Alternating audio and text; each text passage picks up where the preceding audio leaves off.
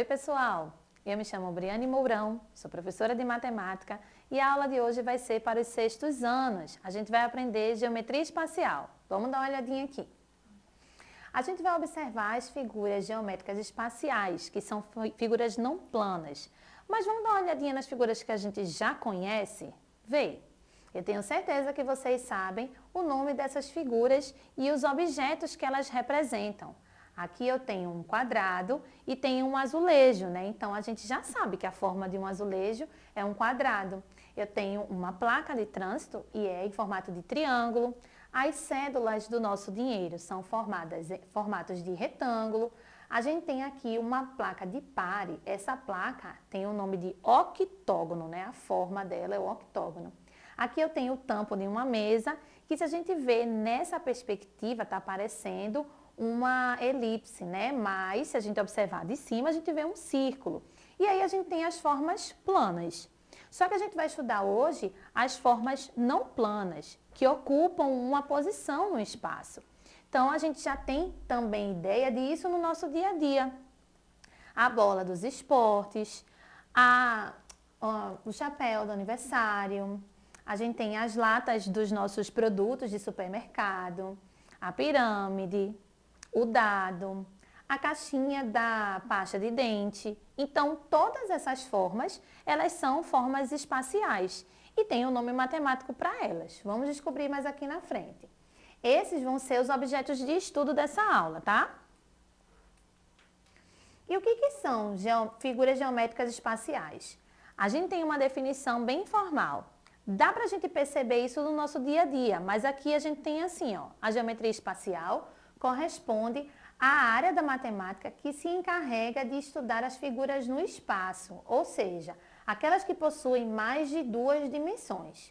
De modo geral, a geometria espacial pode ser definida como o estudo da geometria no espaço. O que acontece quando a gente sai do papel e vem para fora desse papel, que eu consigo trabalhar com essa parte espacial? Vamos dar uma olhadinha aqui. Esses elementos eu tenho certeza que todos vocês já devem ter visto. Mas aí a gente vai ter o nome que é do nosso dia a dia, do objeto, e o nome matemático para cada uma dessas coisas. Vamos dar uma olhadinha aqui, ó. Eu tenho essa bolinha de elástico, mas o nome matemático dessa forma é uma esfera. Eu tenho aqui um bloco de concreto, e esse bloco de concreto em matemática se transforma em um paralelepípedo. O dado, que a gente brinca, né, se diverte com o dado, chama-se cubo, assume a forma de um cubo. A gente tem uma latinha aí de leite, que também é associada ao cilindro, né, ela está associada a essa forma matemática.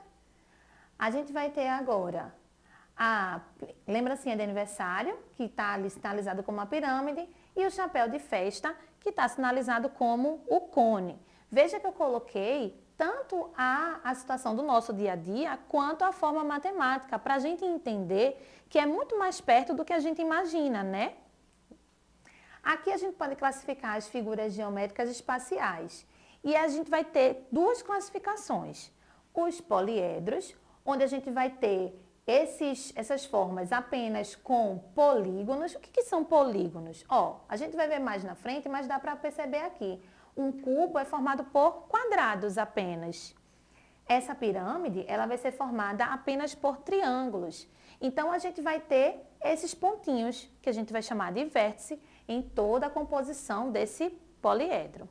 Porém, eu tenho os corpos redondos. E aí, eles vão ser formados por polígonos, junto com superfícies planas, ou só superfícies curvas, ou só por superfícies curvas. Aqui no cone, a gente vai ter essas duas retas, mas embaixo eu tenho um círculo. Aqui no cilindro, a gente vai ter essas duas retas, mas eu tenho dois círculos, um em cima e um embaixo. Aqui a gente vai ter uma esfera, e na esfera eu tenho toda a parte da esfera curva, eu não tenho nenhuma parte dela que seja retinha, né? E aí a gente consegue perceber a diferença entre poliedro e corpos redondos, ok? Só que a gente observar os poliedros, também pode observar os elementos desse poliedro. A face vai ser justamente o polígono que forma esse poliedro. Aqui eu trouxe um cubo porque a gente está bem acostumado com ele, né? Então consegue reparar que a face aqui seria o quadrado. E aí a gente vai avaliar depois quantas faces esse cubo tem. A aresta seriam as linhas, é onde duas faces vão se encontrar. Então, a gente tem várias linhas aqui que a gente também vai calcular mais na frente. O vértice vai ser o pontinho de encontro, ó. Onde essas arestas se encontrar, elas vão formar um vértice. E aí, a gente trouxe aqui 2 exemplos para praticar, tá? Eu trouxe um cubo para a gente contar a quantidade de faces, de arestas e de vértices que ele possui. Quantas faces esse cubo tem? A gente tem 6 faces, né? 2 laterais, uma na frente e uma atrás, uma em cima e uma embaixo. Quantas arestas a gente tem? Quantos pontinhos, quantas linhas, desculpa, a gente vai ter aqui? A gente vai ter 12 linhas, ó. 4 na parte superior, 4 na parte inferior e 4 na altura. Então, a gente vai ter 12 arestas. Quantos vértices a gente vai ter aqui? 8 vértices. Cada pontinho desse aqui, ó, representa um vértice, né? Que é o ponto de encontro das arestas, tá bom? Próximo exemplo. Agora eu trouxe uma forma diferente. Trouxe uma pirâmide. No caso da pirâmide, a gente vai ter quantas faces? Preste atenção que a face que a gente está comparando são todos os polígonos, inclusive a parte onde está apoiado aqui, ó. Então, a gente vai ter uma base dessa pirâmide e vai ter 4 triângulos em volta, né? Eu vou ter no total de 5 faces. As arestas são as linhas, a gente já viu isso, né? Eu vou ter 8 arestas, ó. 1, 2, 3, 4, que são as linhas que estão ligando com cada um desses pontinhos aqui. E depois eu tenho os lados dessa base, que aqui parecem um quadrado, né? Então, 1, 2, 3, 4. Num total de 8, certo? Os vértices, a gente vai ter os pontos de encontro. Então, aqui eu tenho 1, 2, 3, 4, 5 pontos de encontro. Eu vou ter 5 vértices, certo? Vamos olhar agora para as planificações. O que é planificação?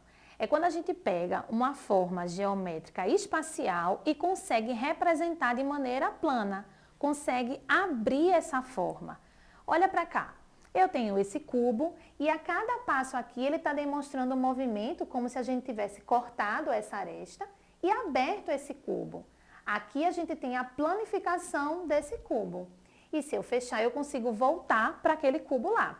A planificação de um sólido geométrico é a figura geométrica plana formada pela superfície desse sólido. Olha aqui as planificações acontecendo. Vamos dar uma olhadinha aqui nesse slide. A gente vê aí o quadrado se fechando, né? E o cilindro também, ou abre ou fecha. E no caso do cubo, a gente tem essa formação. No caso do cilindro, a gente vai ter um retângulo e 2 círculos, né? Então, observa aqui, ó. No cubo, a gente vai ter 6 quadrados.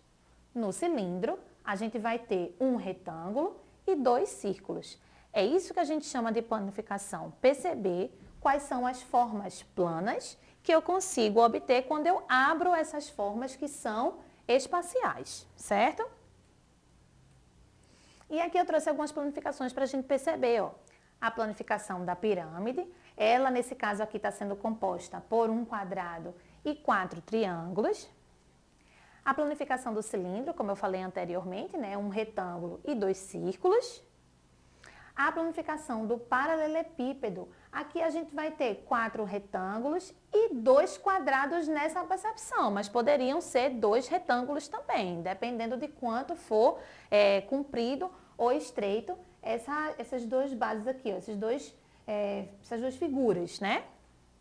A gente tem o cone, e aí a gente precisa prestar atenção nesse cone, ó. É como se eu fizesse um corte nesse chapeuzinho e abrisse. Então, eu vou ter, ó, uma fatia de um círculo, mais um círculo completo, certo? E o próximo, que a gente já viu antes, é o cubo, né? São 6 quadrados no total, e quando a gente abre, a gente tem essa forma plana, certo? Agora, a gente trouxe um desafio para vocês, e esse desafio ele está relacionado com a quantidade de faces. Vê só, Paula vai colar um adesivo em cada face de 2 caixas de presente. como as do desenho abaixo. Até mesmo nas faces que ficam apoiadas sobre a mesa. A gente falou sobre isso, né? Chamou de base. Então, o total de adesivos que Paula vai colar é 12, 14, 7 ou 8. Eu vou deixar vocês com esse desafio. Na próxima aula a gente faz a correção. Eu espero que vocês tenham gostado da aula e a gente se vê logo mais.